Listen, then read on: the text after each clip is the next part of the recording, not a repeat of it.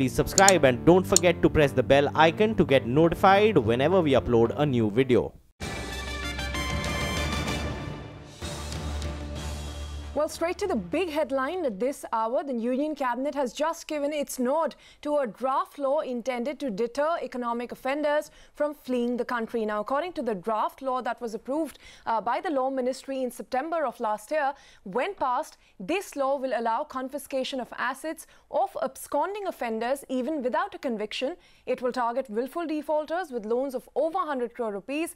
Let me quickly take you through some of the mechanisms that were prescribed in the draft laws. Number one, these cases will be tried under the Prevention of Money Laundering or PMLA Act. The administrator will sell the fugitives' properties to pay off the lenders. Provisions of this law will override provisions of all other laws. We're talking about IBC, we're talking about the SARFACI Act, the RDDB FI Act. All of those will be superseded by this new economic offenders law. To take this forward, we have some special guests joining us here on the show. Mr. H.P. Ranena, the corporate lawyer. Also, we have Mr. Sanjay Hegde, another senior advocate. Both of who are joining us here to decode this further. Mr. Ranena, coming to you first. We're yet to see exactly what the changes from the draft laws is. But if you could take us through what is the big difference in this new law that is being proposed, this bill that is being proposed, as opposed to what we already had under PMLA to deal with these issues? The new provision is to allow confiscation of properties of these willful offenders and defaulters even before the conviction is done by a competent court. Today, the problem in India is that the courts take a very long time to come to a decision and to convict an offender. So now they say that once the special court is of the prima facie opinion that he's a willful defaulter, and he's absconding, then his properties in India can be confiscated. Because the main issue is that, waiting for people to come here, they blatantly defy Indian court orders, as Vijay Mallya and others have done. So there is no point in, waiting for their extradition because, foreign courts take a lot of time, as we have seen recently. Therefore, they say, forget the person, whether he comes or doesn't come, we will simply confiscate whatever properties he has in India. We'll attach them, and then with the order of the special court, we will, confiscate them and sell off the properties and pay off the creditors. All right. Mr. Ranena, do stay on with us. Mr. Sanjay Hegde also joining us here on the show. Mr. Hegde, what do you make of the Fugitive Economic Offenders Bill from the draft law that we've already seen? Of course, we're yet to see what changes are made to that law. But what do you make of this bill? Well, Mr. Ranena has more or less accurately captured it. The definition in the draft which I have says that a fugitive economic offender means any individual against whom a warrant for arrest in relation to a scheduled offence has been issued by any court in India who leaves India or has left India or refuses to return to India. Now, in the schedule, there are a whole host of offences under the IPC and under other special enactments, including Customs, SEBI, Prevention of Corruption, Companies Act, and Insolvency and Bankruptcy Code. So what this effectively means is that if you skip Indian courts or you go out of India to avoid proceedings and say, let whatever happens, let it happen, then the prosecution agencies are no longer obliged to wait for any formal conviction, wait to go under the ordinary law to declare somebody a proclaimed offender and then seize his assets. Instead, they can proceed under this act the moment a warrant of arrest has been issued and that warrant has been avoided by going abroad. Mr. Ranena, just to clarify on this particular aspect, when a property of a declared, fugitive economic offender is confiscated by the director and then handed over to the administrator for the management and repayment, there is a time period of 180 days given within which, the crime has to be proven. Otherwise, again, how do we read this? After that 180 days, are those properties, will the case fall after that? If not proven, then it again comes back to how PMLA worked earlier. Yes, if they're not able to prove the conviction or the commitment of the offence, then obviously that provisional attachment will cease. And that is obviously done because otherwise, this law may be declared unconstitutional by the Supreme Court. So one of the important points is at least prima facie should be declared as an offender by some of the courts. And only then the matter can. Therefore, 180 days, I think, is a reasonable period.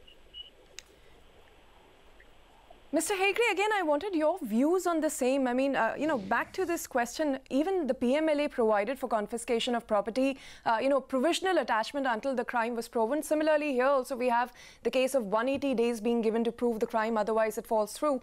So what is really the need for this new bill? I mean, couldn't an amendment have been made perhaps in the PMLA to ensure that cases that are being handled under different jurisdictions can now be handled by this special court? Well, obviously, the government thought it fit to consolidate a whole series of economic offences, not only PMLA offences, but even ordinary offences like IPC, where an ordinary offence like cheating, supposing I cheat somebody, and like many of these Ponzi schemes, and then skip off with the abroad, then if there is a warrant of arrest issued, then whatever property that remains in India, if it is the proceeds of a crime, then irrespective of whether the property stands in the name of the offender or not, that also can be confiscated under this act. Mr. Hegre? Of course, the offender's own property is anyway liable to be confiscated. Yes. But what I see in the draft is that supposing the offender has parked the proceeds of the crime in property either through a company or in some other benami manner or in the name of close relatives, even that property is liable to be seized and confiscated. Again, that is the width of this law. Again, Mr. Hegre comes back to the point where PMLA again has all of these, criteria listed out under that law. I mean, in the case of Nirav Modi, I mean, this clearly seems to be a fallout of that. The government wants to be seen as taking some action against this. But even under PMLA, we've seen assets being attached for Mr. Mehul Choksi and Mr. Nirav Modi within days of the crime being disclosed. Of course, it is subject to being proven, but the same procedure is being followed under PMLA as will be under this Fugitive Economic Offenders Bill. So again, back to the point, I mean, what is the big change that the government is trying to bring about other than consolidating the jurisdictions? Well, consolidating the jurisdictions is indeed a great step forward, because if there were other sections other than the PMLA, then there would be questions of jurisdictions of criminal courts insofar as let's take the Nirav Modi case, for instance. Cheating has occurred in Bombay. Yeah. Cheating has occurred in Ahmedabad. Then for a Delhi court to seize properties and to handle it, it becomes extraordinarily difficult. There would be questions of jurisdiction raised, and that would be litigated right all the way to the Supreme Court. So to avoid all that, here you have a centralized agency which takes care of not only PMLA, but several other economic offences as well. Mr. Ranina, if you could also come in on this, any comments on that? And the second point also is on the, sorry, if you could go ahead and answer that first point on how this bill is really very different from what we already had under PMLA. See, what my feeling is that the reason why they brought this law is because earlier what would happen was that this offence would be tried by different courts, one by the PMLA court, then if it is an economic offence by another court, then it may go to a civil court.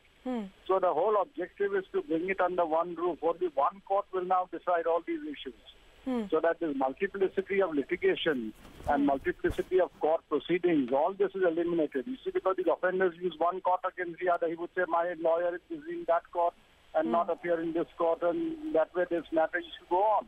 Yeah. So really it's not only consolidation of the laws, but also consolidation of the proceedings, so that one court itself will hear all these issues. That is a big difference. Mr. Ranena, also my second question Can I just come in for a minute? Yes, Mr. Hegde. To be more precise, it is consolidation of all confiscation proceedings under one authority. These various jurisdictional issues can go on all over the place. Somebody may get convicted somewhere, not convicted elsewhere. All that can go on and in God's good time.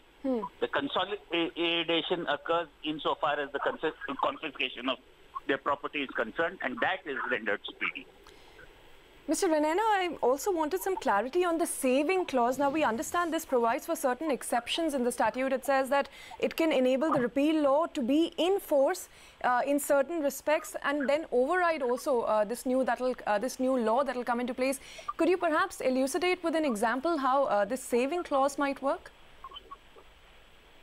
Well, it would mean that, therefore, what is already pending in another court or where proceedings are pending, then you don't have to wait for those proceedings to be over.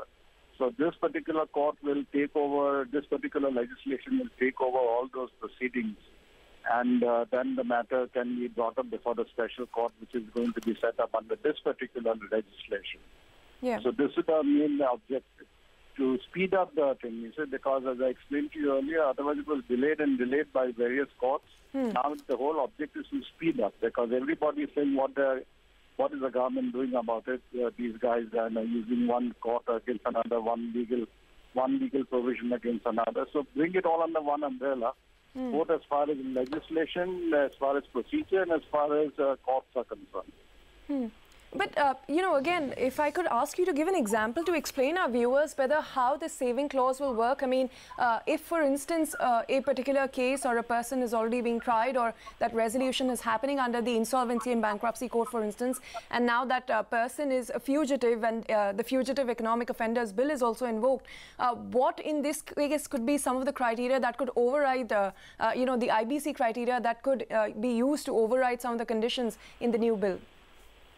Well, what we have to see is the exact words of the law, because if they had provided that any pending matter before any other court gets transferred to this particular court under the new legislation as and when it comes into force, then it will have that desired effect, that all pending matters will get transferred to this one court, so that the multiplicity of judicial proceedings are avoided.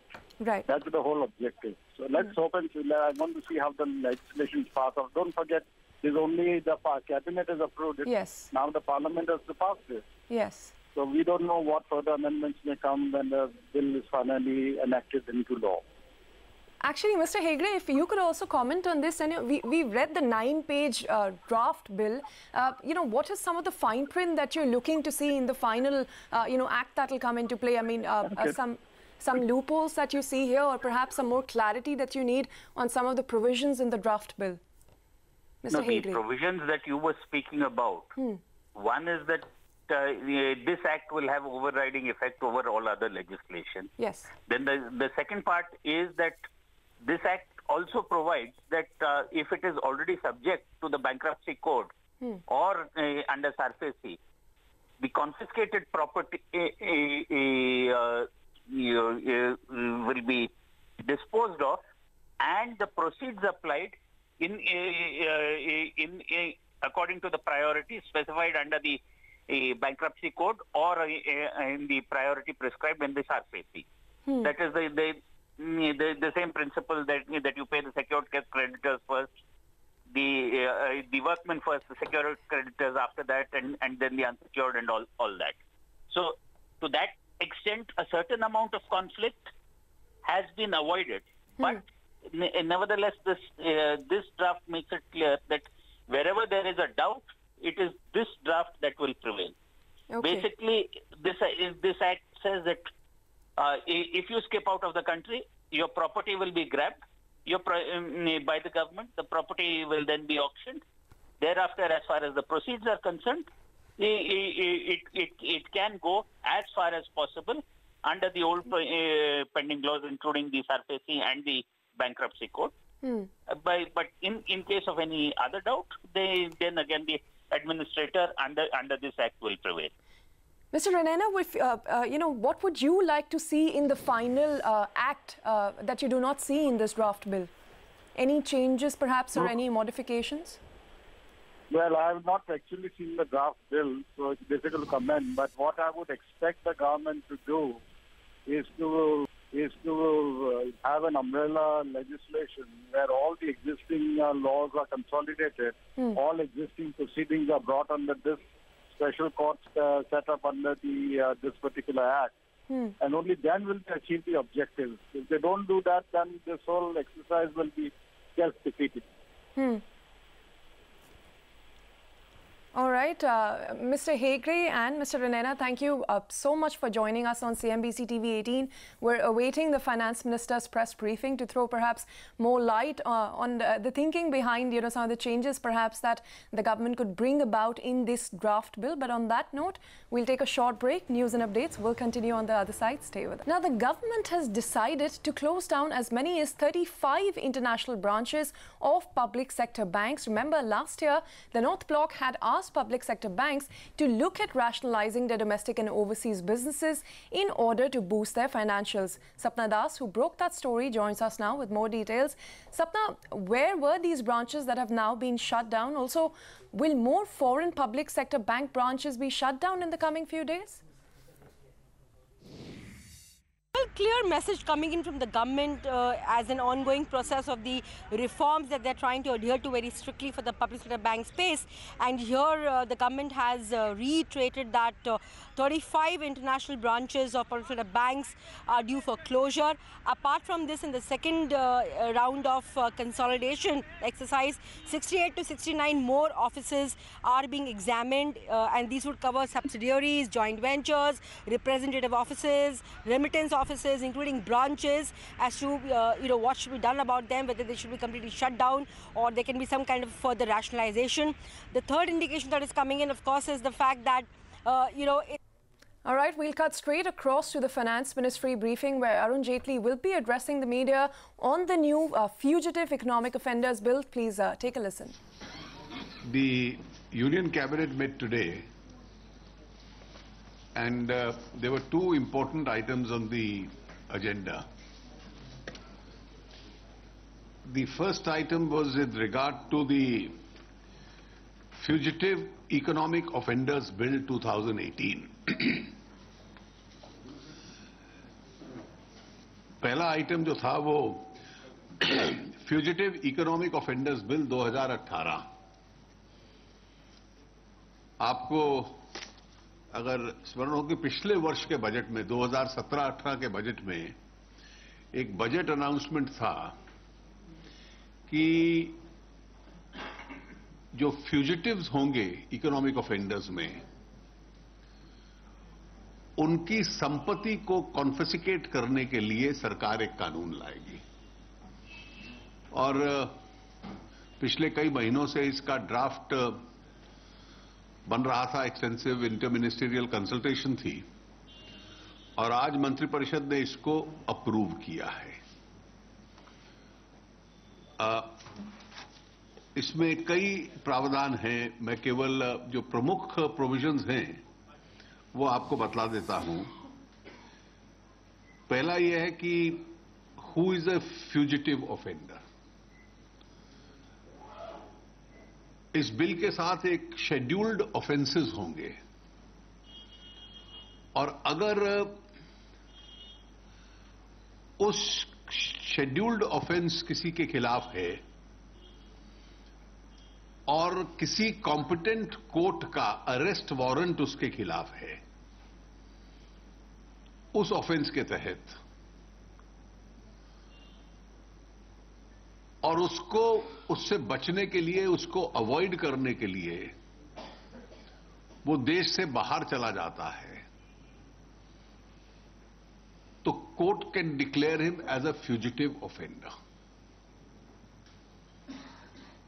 इसमें एक और condition रखी है कि बहुत overcrowding ना हो जाए।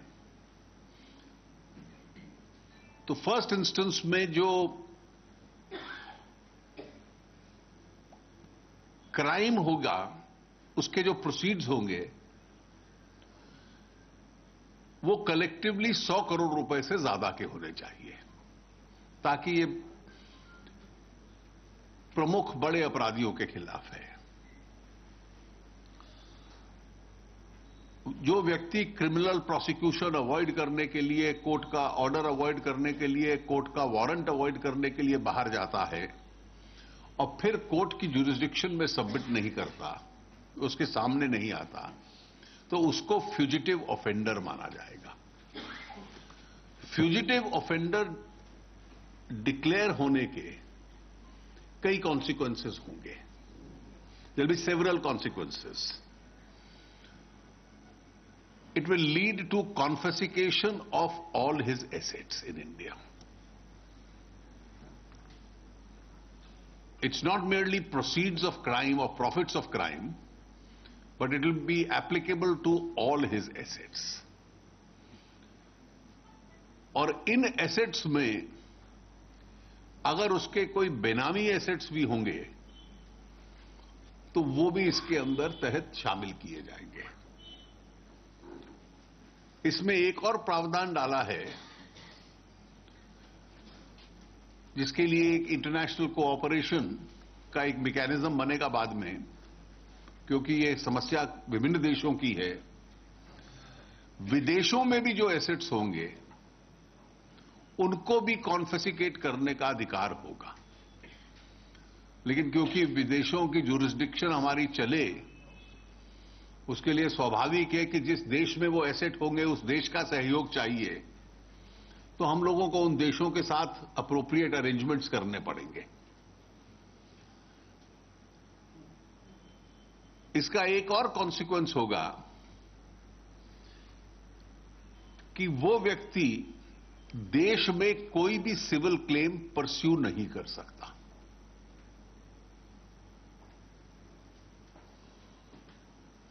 इस बिल को आने वाले दिनों में जो पार्लियामेंट का बैलेंस पीरियड है, बजट सेशन का जो शुरू हो रहा है, उसमें इसको इंट्रोड्यूस किया जाएगा। एक दूसरा निर्णय मंत्रिपरिषद ने लिया है। कंपनी एक्ट में एक नया कंपनीज एक्ट बना था, उसमें 2 राउंड्स अमेंडमेंट हो चुके हैं और अब उसमें सेक्शन 132 है कंपनीज एक्ट का। ये एक्ट प्रोवाइड करता है, ये provision, it provides for constituting a national Financial Reporting authority. और ये नेशनल फाइनेंशियल अथॉरिटी होगी, इसमें चेयरपर्सन होंगे और अप्रोप्रिएट नंबर ऑफ मेंबर्स होंगे। और जो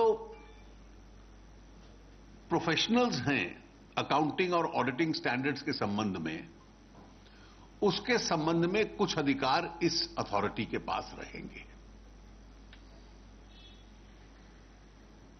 ये जो अथॉरिटी है, National Financial Reporting Authority, NFRA for short,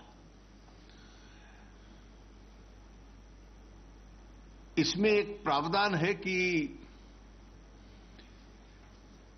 जो रूल्स में प्रिस्क्राइब होगा कि किन केसेस पे ये अप्लाई करेगी। हमारा उद्देश्य ये नहीं है कि जो प्रोफेशनल ऑटोनॉमी इंस्टीट्यूट की है और जो उसकी फंक्शनिंग है किसी प्रकार से, उसमें हम लोग हस्तक्षेप करें। इसलिए बहुत अधिक मात्रा में जो रूटीन वाले मामले हैं उधर रहेंगे। तो इस रूल्स के तहत ये उन कंपनीज को अप्लाई करेगा जो रूल्स में प्रिस्क्राइब होगा। और सरकार की तरफ से मैं संकेत कर दूं कि फर्स्ट इंस्टेंस में जितनी लिस्टेड कंपनीज हैं या अनलिस्टेड में जो बहुत लार्ज कंपनीज हैं, ये जो मेजर प्लेयर्स हैं, ये उन पे एप्लीकेबल होगा। और जो उसके नीचे होंगे, that is all the bulk cases, उन पे जो इंस्टीट्यूट ऑफ चार्टर्ड अकाउंटेंट्स का अपना प्रोसीजर है, डिसिप्लिनरी प्रोसीजर, वो लागू होता रहेगा। So it will apply to listed companies. ये रूल्स में हम प्रिस्क्राइब करेंगे बाद में। और रूल्स, क्योंकि ये एक्ट ऑलरेडी अमेंड हो चुका है, अब रूल्स ही बनाने हैं। वो ऑलरेडी ड्राफ्ट रूल्स तैयार हैं, we will notify them shortly. और अनलिस्टेड लार्ज कंपनीज एक वैल्यू हम तय कर देंगे, केवल उसी लेवल के, यानी बड़े केसेस को नफरा देख सकता है, क्योंकि जो ऑडिटिंग रिस्पॉन्सिबिलिटी रूटीन के केसेस में है और उसमें कोई अगर लैप्सेस होते हैं तो वो इंस्टीट्यूट नॉर्मल कोर्स में देखेगा। तो these are a few thousand cases जो बड़े इकोनॉमिक एंटिटीज के हैं, वो केवल नफरा की ज्यूरिसडिक्शन में आएंगे। तो इसके जो पर्पस होंगे मैं पढ़ देता हूं। Other misconduct of those chartered accountants on their firms which perform functions relating to the class or bodies which are such prescribed by the government. तो केवल इन्हीं लार्ज कंपनीज के जो होंगे ऑडिटर्स, उनके संबंध में इसकी ज्यूरिसडिक्शन होगी। और इसके संबंध में रूल्स बदलने पड़ेंगे और जो बाकी फंक्शंस हैं इंस्टीट्यूट के, वो अपने फंक्शंस इंस्टीट्यूट रूटीन में अपने परफॉर्म करता रहेगा। एक मिनट, हाँ, कंपनी में 2013 में नेफ्रा के बारे में कहा गया था, उस वक्त से अभी तक 5 साल की बात। देखिए, कंपनी समझ में क्या मतलब? उसका कारण ये है कि उस एक्ट में बहुत वर्गों को, चार्टर्ड अकाउंटेंट्स को भी और इंडस्ट्री को भी, उसको लेकर बहुत लोगों के प्रश्न थे। और इसलिए सन 2014 में एक बार और 2017 में दूसरी बार हमने उस 2013 के एक्ट का सरकार ने किया और फिर एक एक्सपर्ट कमेटी बनाई और 2 बार उसका रिव्यू किया, और इसलिए 2 बार चेंजेस उसमें हो चुके हैं।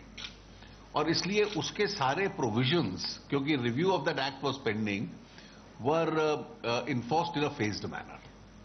सर, ये जो 2 फैसले दिए गए, फ्यूजिटिव बिल और दूसरा फाइनेंशियल अथॉरिटी, क्या ये दोनों के का असर पिछले जो महत्वपूर्ण मामले हैं, चाहे नीरव मोदी का मामला हो, विजय माल्या का मामला हो, इस पर भी लागू होगा इनका? नहीं, ये तो जो आज की तारीख में जिस दिन ये एक्ट फोर्स में आएगा, who on that cut off date is avoiding the process of law will be covered by it. In case new cases come up against them, will they get added as per this bill? New and old, all. Sir, जो asset confiscate हो रहे हैं, क्या उसको dispose करने का भी इसमें प्रावधान होगा? वो सारा एक्ट के अंदर उसका एक सिस्टम है। It is all vest in the state. Rest with the government. Authority के मेंबर और चेयरमैन से क्या मतलब स्ट्रक्चर क्या उसका कुछ साइज बता रहे हैं आप? देखिए, उसमें प्रोविजन है जो वो तो नफरा की जो अथॉरिटी बनेगी, उसमें चेयरमैन होगा and such number of members as we may prescribe. It can go up to 15 members. So will the Sapna here from Shahid, 1 minute. देखिए, नफरा का जो प्रोविजन है वो तो सेक्शन 132 कंपनीज एक्ट का है। It doesn't have to go to parliament. So this will now NFRA, उस जैसा मैंने पहला प्रश्न आया था, तो कंपनीज एक्ट का क्योंकि 2 बार रिव्यू हुआ, तो कंपनीज एक्ट को फेज्ड मैनर में उसके प्रोविजंस लागू किए गए थे। तो अब उसके अधिकतर प्रोविजंस इन्फोर्स हो चुके हैं। शायद 2 प्रोविजंस हैं जो repealing of 56 policy because Sikkim has yet to, एक 2 प्रोविजंस हैं, 2 प्रोविजंस हैं जो अभी तक इन्फोर्स नहीं हुए। इसके आने से एक और प्रोविजन इन्फोर्स हो जाएगा। So A, this will be enforced, and B, the rules will prescribe the jurisdiction and the functioning of NAFRA. So, quick broad question here. So, will the NFRA function more like a regulator in terms of auditors and the accounting standards? And the second one on the fugitive economic offenders. You see, it will certainly be an oversight body. And, okay. And so, आने के बाद क्या पहले की cases भी वो देख सकते हैं, जैसे बैंक के फ्रॉड वगैरह चल रहे हैं या कोई भी इस तरह का केस, नफरा पहले वाले केसेस देख सकते हैं? वो लैंग्वेज के हिसाब से होगा, certainly. That's one of the objects. It's a continuity. Sir, on the Fugitive Economic Offenders Bill, how confident are you that the Parliament will give it a go-ahead in this session itself? We will try and make sure that this is passed as expeditiously as possible, because we can't allow people to make a mockery of the law, that you first indulge in loot and then refuse to submit to the jurisdiction of our legal system. And I think we have a very responsible parliament. It can't come to the aid of such people. It will certainly be doing something which is hostile to the interest of these people. Sir, one is would partnership, would audit firms be covered, because that's what the law provides for? And two, sir, why have unlisted companies been kept out? Because we look at the recent cases, they're all unlisted. You see, NAFRA is not intended to replace the disciplinary jurisdiction of Institute of Chartered Accountants. That is not the intention. Yes, madam. Therefore, for all the regular routine cases, which will be bulk of the cases with regard to smaller businesses, I think the Institute of Chartered Accountants will continue to perform its function. It's only in regard to these large cases. Whenever government wants to refer a case. And whenever government wants to refer a case, that NAFRA will step in. Yeah, please. Sir, you said that NAFRA will be applicable only on large listed companies. So is there some threshold for the size of companies? Yeah, as far as all listed companies, and a threshold will be prescribed in the rules with regard to the unlisted companies. Yeah. Sir, generally the fugitives who run away after taking money from banks or other institutions, generally the assets that they have are collateralized to the lending institutions or the banks. Once those collateralized assets are confiscated by the government, will it not cause a loss to the banks or the system that is in place? No. You see, the idea is not to take away and confiscate the assets of the banks. Whatever are collaterals will always have that charge which is applicable. But there could be assets held by them. Even now, every day you are reading that some of the fugitives, their new set of assets are being discovered, which are not with banks. Almost every day the news is appearing. Now there has to be a mechanism to immediately take possession of these assets. Yes. So does it, fugitive will also cover government officials, bank officials and others who have helped, colluded with who escaped the country? No, let us be very clear. The fugitive bill is really for the fugitive who escapes the country. So if anybody with 100 crore fraud or more escapes the country, irrespective of what his original birthmarks were, and having an arrest warrant so you have to come within the criteria. Sir, Rituparna from CNBC. I have a query regarding Section 7. The draft of that bill said that the property can be confiscated even before the notice is issued. So if you can just explain that to us, will the property be confiscated even before the procedure starts, or? That is attachment, not confiscation. Yeah, attachment. So it can be provisionally attached. You see, in all these provisions, you have an immediate power, so that the attachment takes place, so that pending the due process of law, the assets are not disposed of. So does the Fugitive Economic Offenders Bill also include the equity holding of that offender who runs away from the country? Well, it includes all property. So, if it is property, it is included. Will NAFRA have prosecution and penal powers, and will NAFRA have prosecution and penal powers, and can it also investigate old cases wherein misconduct has been found? No, it will only in regard to those who have the disciplinary power. It's not a court. And so will it have powers to investigate old cases as well, like the ongoing I presume so. Sir, here. Sir, कई देश safe haven बने हुए हैं ऐसे आर्थिक ऑफेंडरों के बारे में, जो लोग वहाँ पर जाते हैं लेकिन उनको वहाँ से वापस लाने या वहाँ पर उनकी संपत्ति जब्त करने के बारे में कोई नियम स्पष्ट सरकार का कोई उन देशों से समझौता नहीं, उनके लिए सब सरकार क्या करे? देखिए, आपके पास जो एक्सट्रेडिशन लॉज हैं, हम उनका सहारा लेते हैं, लेकिन इन सब कानूनों में एक चीज ध्यान में रहे कि जिस देश में वो व्यक्ति चला गया है उसको वापस लाने की प्रक्रिया उस देश की या वहां की कानून व्यवस्था के सहयोग से होती है, और हर देश की अपनी अपनी अलग किस्म की व्यवस्था रहती है। कुछ लोगों का, देशों का सहयोग ज्यादा अधिक होता है, कुछ का इतना सहयोग का असर नहीं होता। लेकिन ये एक नया एरिया आएगा। पहले बैंक्स की जानकारी, जो इलीगल एसेट्स होते थे, जानकारी नहीं आती थी। आज एकदम पूरी व्यवस्था पूरे विश्व में बदल गई और एक तरह से इंस्टेंट रिपोर्टिंग की तरफ हम जा रहे हैं, जो एसेट्स विदेशों में लोगों ने रखे हुए हैं। दूसरा एरिया एक्सट्रेडिशन का है। तीसरा एरिया जो मैंने आज इसमें कहा कि अंतर्राष्ट्रीय सहयोग से इंटरनेशनल एसेट्स को अटैच करना, ये भी इस कोऑपरेशन का एक अगला राउंड बनेगा। कार्ति चिदम्बरम के खिलाफ जो कार्रवाई चल रही है, कांग्रेस बार बार ये कह रही है कि आप लोग पॉलिटिकल वेंडेटा के तहत उसके खिलाफ कार्रवाई, उनके खिलाफ, परिवार के खिलाफ कार्रवाई। इसका जवाब कई बार आ चुका है। सर, एक छोटा क्लैरिफिकेशन था, नैफ्रा में क्या फॉर्म्स की हुई, जैसे अभी individual auditors and chartered accountant ICI में एक्ट में आता है, तो क्या नैफ्रा में जो फॉर्म्स होंगे जो वो कवर होंगे? वही होंगे।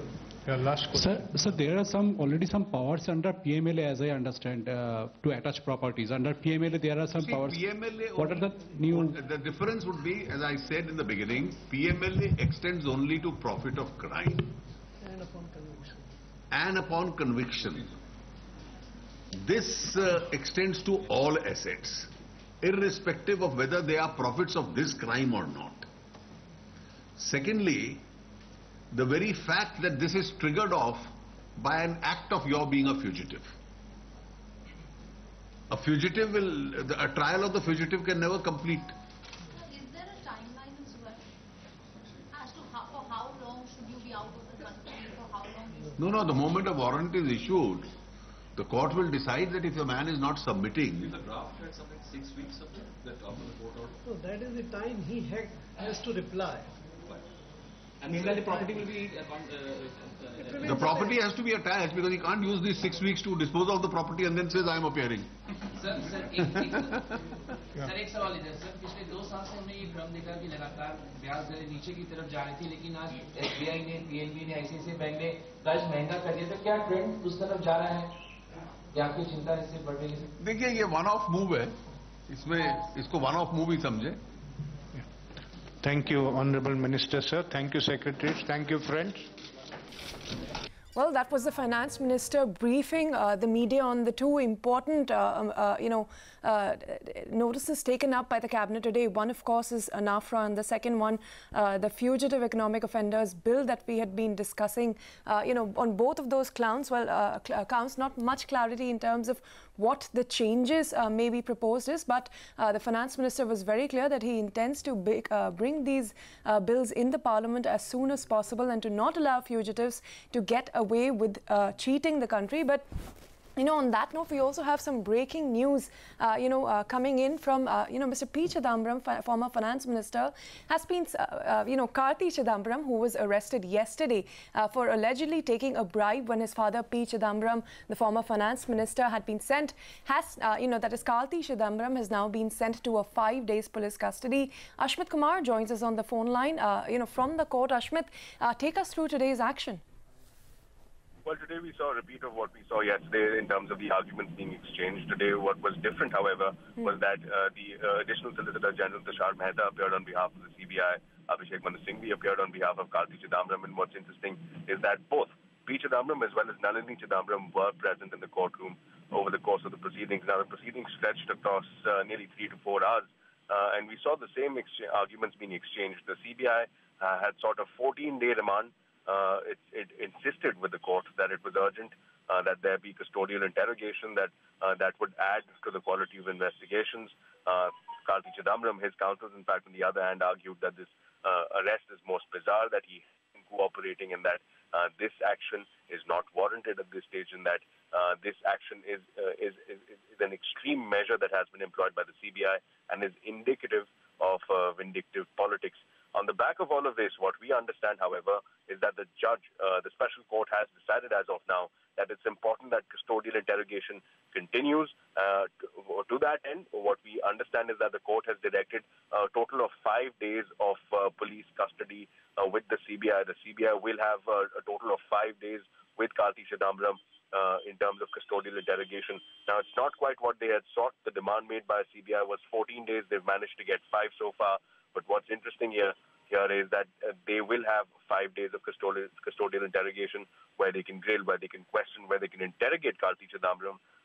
CBI made a number of arguments today over the course of proceedings that they have key pieces of evidence which requires them to question Karti Chidambaram, and that this is the time where they can do so. So in that, as far as that is concerned, a setback coming in as far as Karti Chidambaram is concerned, the next date to watch for will be March of the 6th of March. That's when Karti Chidambaram will appear once again before the same court and will make a bail application, while the CBI is expected to seek an extension of the remand. So that will be the next key day to watch for. As of now, Karti Chidambaram will be spending this Holy weekend with the CBI. All right, Ashmit, thank you so much for bringing us all of those details. So Karti Chidambaram, no relief in the bribery case, has been remanded to a 5-day CBI custody. As Ashmit was pointed out, the CBI could ask for a further extension of that custody. But on that note, it's time for a very quick break. News and updates will continue on the other side.